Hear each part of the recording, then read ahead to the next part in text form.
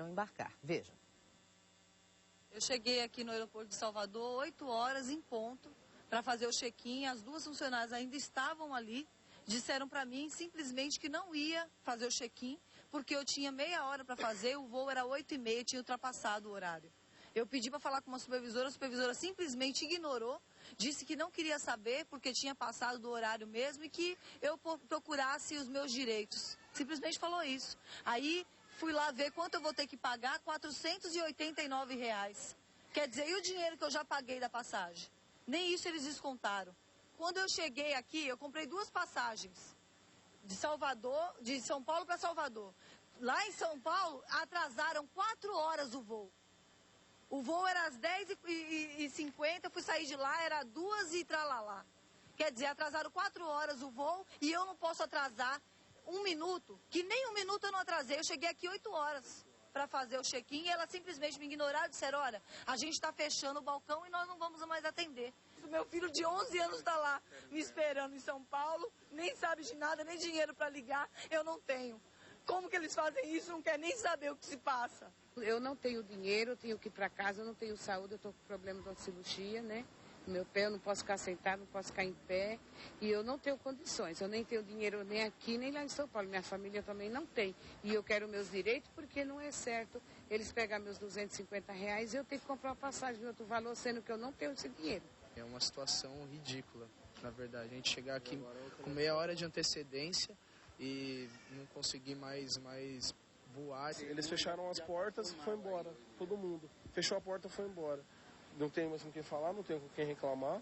Procurei até a Infraero, não consegui falar. Essa hora que eu ia ter que ligar na ANAC, liguei na ANAC, também não resolveram o meu problema.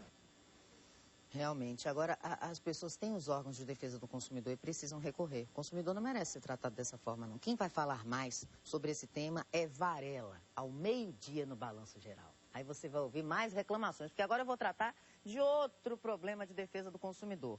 Lembrando que a Infraero também respondeu a respeito desses consumidores e a resposta da Infraero: as empresas orientam que o passageiro chegue pelo menos 1 hora antes do voo, mas que a tolerância de espera para embarque é de até 30 minutos.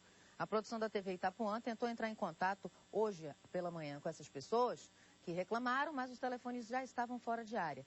Esperamos que a empresa tenha resolvido os problemas, né, minha gente? Porque, afinal de contas, a pessoa paga e escolhe a aviação aérea para ser bem atendido. E está no Código de Defesa do Consumidor esse direito. Não é uma relação de consumo?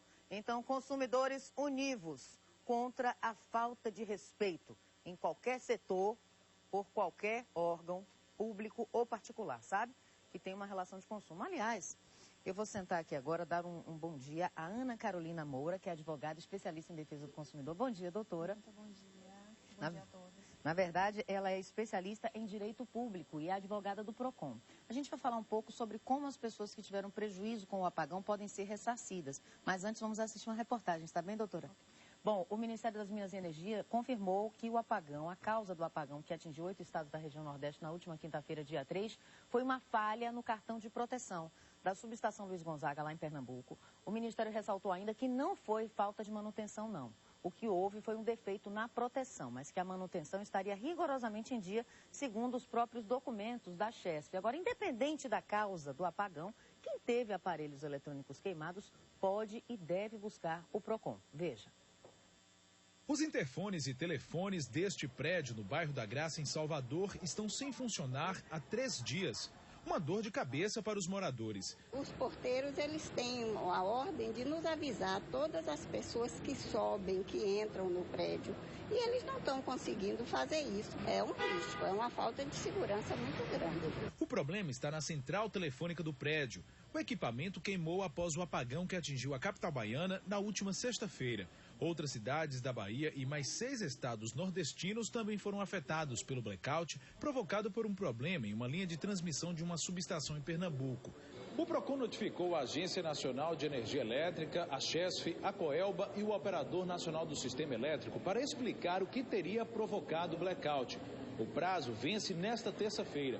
Só então vai ser possível identificar os responsáveis pelo apagão e pelos prejuízos provocados ao consumidor. Mas segundo a diretora de fiscalização do PROCON, o consumidor que se sentir lesado pode registrar o problema na companhia elétrica. O prazo de reclamação é de 90 dias. A partir das ocorrências, a Coelba tem um prazo total de 45 dias para atender o cliente e resolver o problema. Se o eletrodoméstico for para acondicionar alimentos, aí o prazo é menor, porque se acondicionar alimentos, freezer, geladeira, o prazo é de um dia útil para que o técnico vá analisar o que aconteceu com o eletro do consumidor.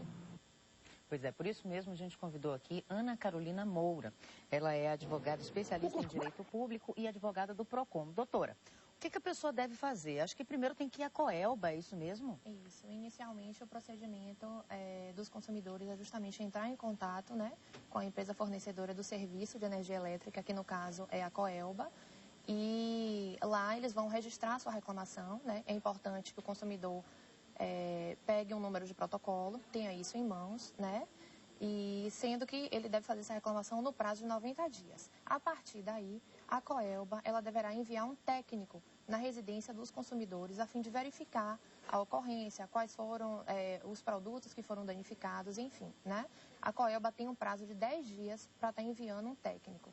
No caso de produtos como geladeiras, freezers, ou seja, produtos, né, que devem condicionar elementos, manter os alimentos mesmo, né, consumo da própria casa. Então, a Coelba deve enviar esses técnicos no prazo máximo de um dia útil, certo? A partir dessa reclamação, o consumidor, com o número de protocolos em mãos, ele deve aguardar o prazo de 15 dias que a Coelba, então, irá se manifestar sobre essa reclamação, certo? No caso positivo, a Coelba terá 20 dias para resolver, para apresentar uma solução ao caso, seja o conserto do produto danificado, seja ainda a questão da reparação mesmo, né?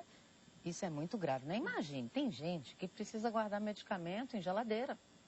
Gente doente, doença grave. Doutora, se a Coelba não conseguir dar conta por causa do número de reclamações, ainda não se sabe, até porque lá no PROCON ainda não chegou nenhuma reclamação referente ao apagão, né? Não. Se a Coelba não conseguir cumprir, eles vão ser punidos? Como é que vai funcionar isso? Bom, na verdade, havendo a negativa, certo, por parte da Coelba, ou ainda que eles se mostrem favoráveis, não tomem uma providência dentro desse prazo, a gente recomenda que os consumidores se dirijam até o órgão, até o PROCON, certo? Lá nós vamos analisar cada caso, né, para ver quais medidas que nós poderemos estar tomando. Até porque, como você já mencionou, nós enviamos as notificações para as empresas responsáveis e estamos ainda aguardando, né, as respostas. Então, nós não sabemos ainda de quem foi a culpa, o que foi que aconteceu. Então, só após essas respostas é que nós vamos verificar. Havendo a existência de culpa, nós vamos identificar quem foi o fornecedor responsável, certo? E a partir daí, nós poderemos tomar, né, as providências cabíveis, né? Mas nós precisamos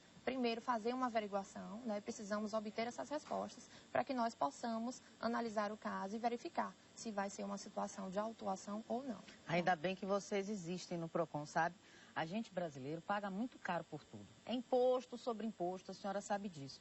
E tantas vezes o consumidor é tão maltratado, né? Ainda bem que vocês existem. Tem quanto tempo o código, doutora de defesa? 20 anos? Tem, 20 anos. E nesse tempo, muitas melhorias, né? Com certeza, né? E nós estamos lá justamente para ajudar, né? Estamos aqui também, agradecemos a oportunidade para a gente poder levar até a população.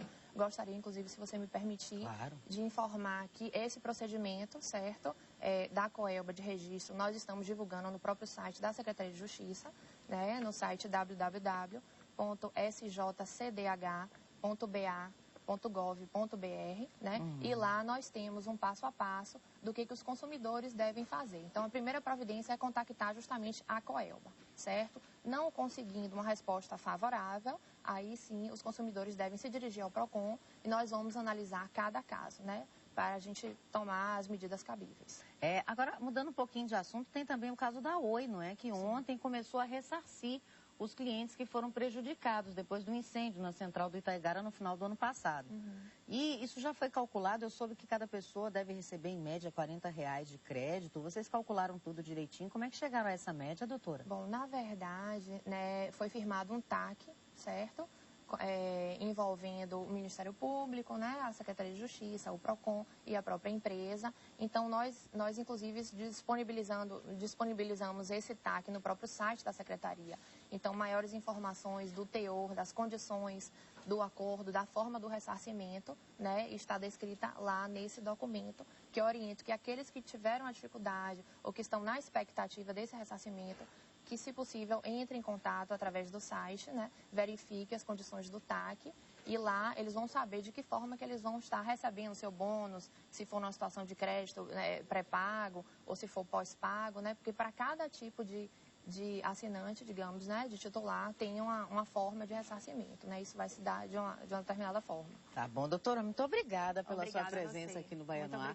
Parabéns, viu, pelo trabalho de vocês no PROCON, e o PROCON é parceiro seu da sociedade. Você paga caro, tem direito de reclamar. Se for lesado, se sentir, está na lei. Olha aqui, advogado especialista no assunto. Busque informações. Obrigada, doutora. Bom dia. Até a próxima. Bom dia.